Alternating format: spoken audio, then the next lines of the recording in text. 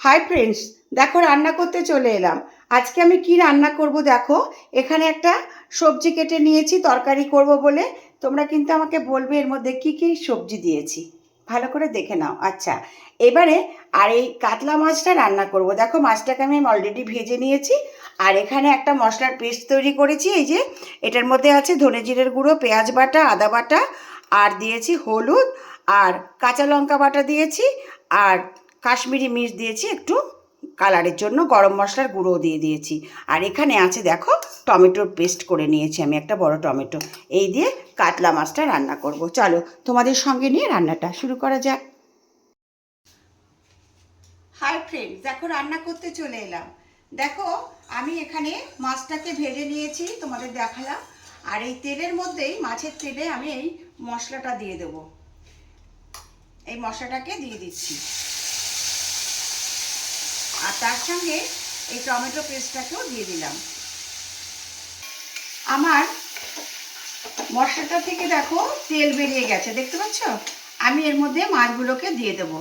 এই যে এবারে আমি ভালো করে কষিয়ে নেব। এতে আমি একটুখানি মিষ্টি দিয়ে দিচ্ছি। মিষ্টিটা তোমরা স্কিপ করে যেও যারা পছন্দ করো না। দুটো কাঁচা লঙ্কা গোটা দিয়ে দিলাম। এবার দেখো এর মধ্যে আমি দেখো মশলাটার সাথে ভেজে কষিয়ে দিলাম, আমি জল দিয়ে দিচ্ছি।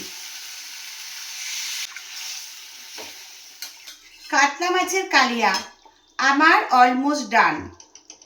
কে কে ভালোবাসো এরকম খেতে আমাকে জানাবে। আর কেমন হয়েছে অবশ্যই জানাবে বন্ধুরা। কত কষ্ট করে রান্না করতে হয় বলো, তোমরা তো জানো। দেখো এবার এটাকে আমি বাটিতে সার্ভ করে দেব। হাই ফ্রেন্ডস, দেখো এবারে আমি এই তরকারিটা রান্না করব। দেখতে পাচ্ছ? এই তরকারিটা রান্না করার জন্য দেখো আমি কড়াইতে তেল দিয়ে দিলাম। তেলটা গরম হয়ে গেছে, আমি 5 ফোড়ন দিয়ে দিচ্ছি তরকারি।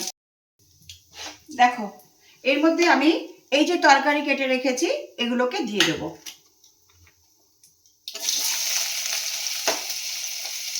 এর মধ্যে হলুদ দিয়ে দিচ্ছি, আর নুন দিয়ে দিলাম।